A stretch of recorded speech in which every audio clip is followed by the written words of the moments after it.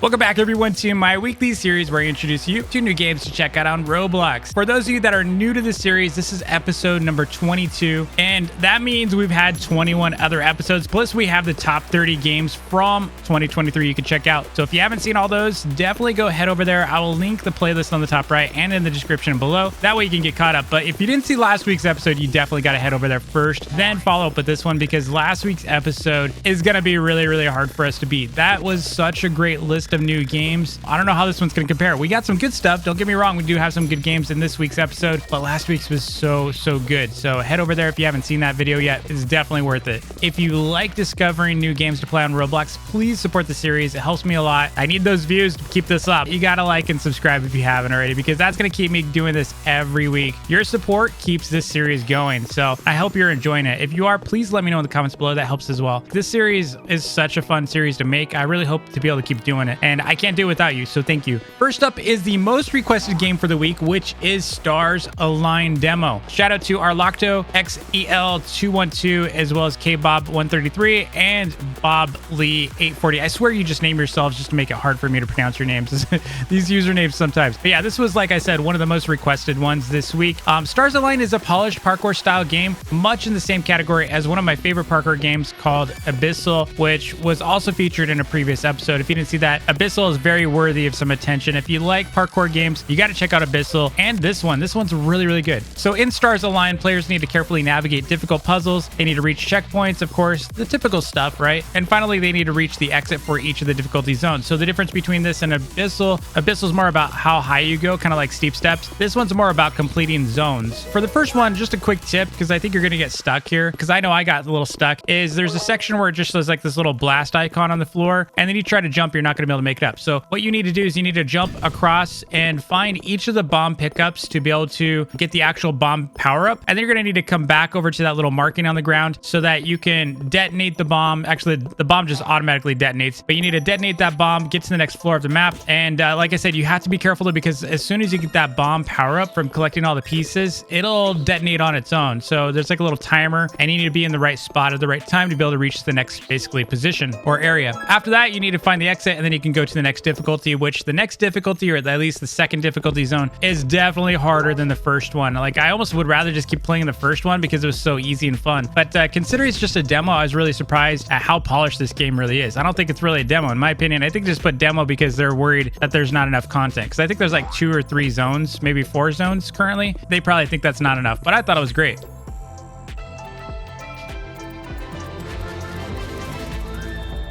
Next is Card Battles, which is a simple rock, paper, scissors style game with cards. You basically battle other players with cards. So how this game works is it's a 1v1 style game. Each player chooses a card they want to play, and after both players have selected their cards, both cards are shown, and the player with the most powerful card wins that round. And what determines the winning card is kind of like rock, paper, scissors. So new players just start with fire, ice, and water ability cards. Fire is going to melt ice, ice freezes water, and then water puts out fire as you'd imagine. So it's pretty straightforward. Like, there's no mystery to the game of how this particular piece works. So if I play a fire and you have ice, then I'm going to beat your card. You could duel other players in the lobby and open packs for more cards. You can get special abilities and level up. So like, there's some of the abilities you can use that'll like reveal the player's card and such. So the game is pretty simple and fun for anyone who wants to just test their rock, paper, scissors abilities, because it's just a different format of that, right? So you got rock, paper, scissors. Instead, it's fire, ice, and water. It's the same kind of idea and principle. So shout out to Lucario Gaming Forever and Turtlemon for recommending this one.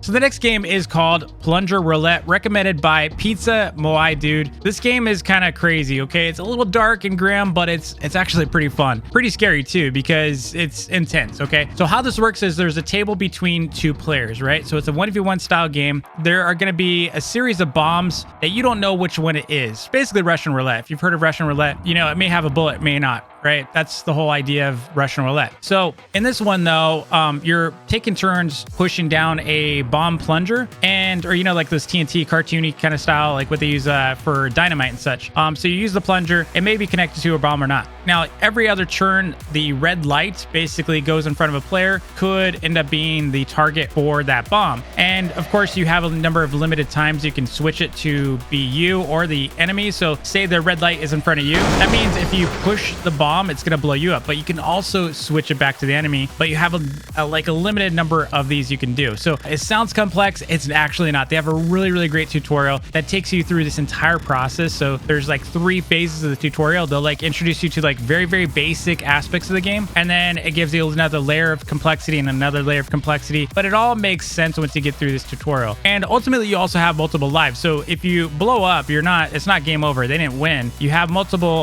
lives per round. So you can also heal yourself using bandages that can get, spawned randomly for you. So it's a pretty engaging style game where there's strategy to it. Choosing the right things at the right time matters, and it's just fun. So definitely check it out if you're into some, some more strategy style games.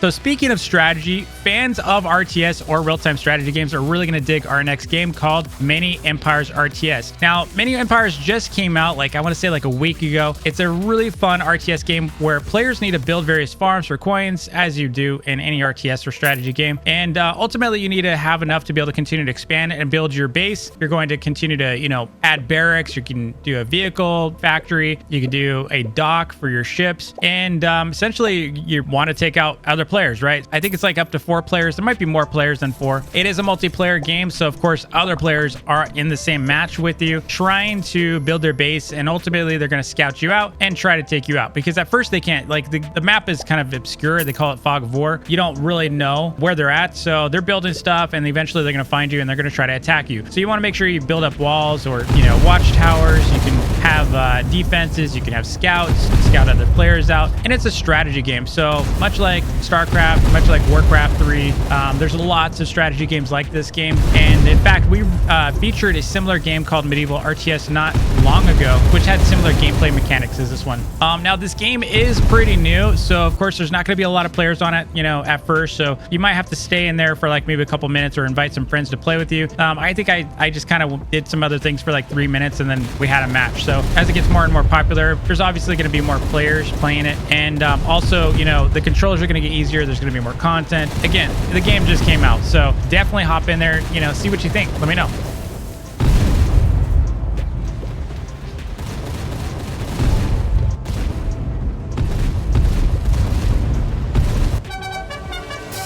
Up next is a challenging but fun speedrun game called Speedrun Z. In this game, players can only control left and right movement, as well as jumps, while trying to balance and stay on the path without falling off. I've played a lot of games like this in the past. I think there might have been one on Roblox. I'm not 100% on that, but I know I've played some others elsewhere, and I can say they are, at least most of them are, kind of rage-inducing because you keep falling off. I got decently far in this one, but it's pretty hard as you go. It gets harder and harder, especially on the diagonal sections. You'll see a section here. I'll just leave it in here. You'll see how much I fell on these sections.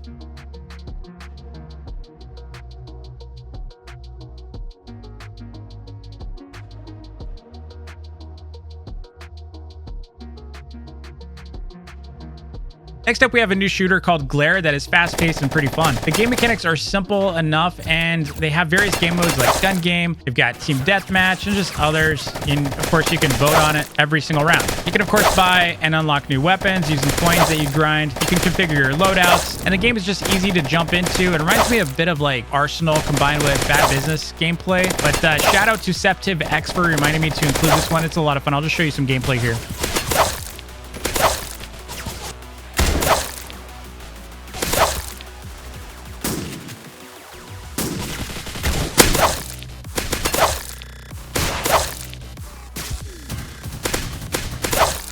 Now we have a few PvP Battleground style games, kind of like Strongest Battlegrounds. One of these is coming out every week, it seems like, but we have a couple of new ones that I figure I just mentioned to you this week. So the first one we have here is Ninja Battlegrounds, which is an anime style battleground game. Shout out to Scolius for this one. And Ninja Battlegrounds, our starting champion, has 4 abilities, including Energy Ball, Frog Summon, Sun Punch, and Transform Ninjutsu. We also have a transformation mode of Fox, which has its own set of abilities that you can see here. The only downside is, well, I kind of randomly got got kicked from the game while beating up players, so there's that. But the game's controls are great, and the game is fun. Next up, we have Atherall Battlegrounds, which is a lot like the various elemental PvP battleground games I've featured in the past. People utilize various elements as their abilities. In this one, players start with the wind element, at least that's what I started with. And I started with Wind Lance, Dancing Wind, Flowing Strike, and Gustborn Spears. My favorite's got to be the Gustborn though, because it's just like a massive ranged attack that you can launch from high up in the sky and then blow everyone up. I never got a chance to check out the ultimate ability though, because I just didn't stay that long. Controls felt good. It was pretty easy to get kills even as a new player. So shout out to user ZN8 for recommending this one. Now, we can't have a new games video without some kind of troll game. And this week we have Walk to Home in Ohio, which is a follow-up from the original Walk to School in Ohio game. In this version, you obviously need to reach home from school. You got to find the key, and then of course you're going to walk down the hallway. And then you got to avoid like giant pineapples flying out of the classrooms. You got like attack helicopters trying to kill you. There's all kinds of craziness. And a little later in this first section, you need to navigate the various classrooms safely. You need to find keys and the code to a vault. After the vault, you end up in the sewer, which is where I kind of left off. As soon as I got to the sewer, I was like, I'm out. But despite how troll and poor quality the game kind of appears, I mean, it just looks bad, but it's actually pretty fun. Next up is an Escape from Tarkov inspired shooter called Project Delta. This game was recommended by I'm Juicy. Now, if you've never heard of Escape from Tarkov, it's a slower paced shooter game where you can fully modify and customize your weapons, and it's all about loot management. So you're going to go out kind of like a Lethal Company a little bit, but not as troll. It's more PvP than PvE. And of course, it's a shooter. You know, it feels like kind of like a mix between a survival shooter and a survival game. And when I say there's a lot of loot in this game, that's just an understatement of the year. Like, there is a lot of loot in this style game, tons of different weapon variations, and you actually assemble your rifles and such, so you can completely spec out your weapons. You can fully modify them. So there's also different kinds of foods, there's clothing, there's hairstyles, there's all kinds of stuff in this game. It's very detail oriented. And how this game works is you first spawn in like a base. I think it's an underground silo or base, and you can walk up to various like NPCs, take on their quests to get extra money and loots. And once you're ready to go into the main world where you need to loot or do your missions at, you walk up to one of the explorer guys and ask him to send you to the main world. So there's no like go play area. It kind of I end up spending like 5 minutes in this game trying to find and figure this out. But essentially you need to walk up to one of the explorers, ask them to send you to the top, I think, or the main world, and they're going to teleport you to, well, a lobby. In there you can go and essentially kill other players if you want to. You can just kind of loot the world instead if you just want to kind of be stealthy and hidden. Then what you need to do is you need to extract that loot if you want to keep it. Otherwise, if you die to another player, you're going to lose that loot. So you kind of need to extract it. And extraction points are basically glowing light sections. I always thought it had to be in a city, but throughout the world, you're going to find these like little glowing spots, which you can reach to extract your loot. And if you die with your loot, then you can always respawn in the same world and try to get it back from the player that killed you. But, again, it's kind of painful because you go into that world with weapons and then you die. It's rough. That's all I'm going to say. It's very ragey. If you tend to rage easily, you may want to avoid this one. Otherwise, if you're looking for a shooter with a lot of depth and a very, very unique experience, definitely check out Project Delta. Now, if you're looking for the links to any of these games, you can head on down to the description below and find them there. If you have any new games you want to suggest, like I said, new games meaning created in 2022 is too old for me. It's got to be 2023 or newer. Definitely recommend those in the comments below. Thanks so much for watching. Let me know what your favorite game is out of these, if any. Also, like I said, recommend any new games and I'll give you a shout out as long as I use your recommendation. Until next time, I'll see you on the flip side. Peace.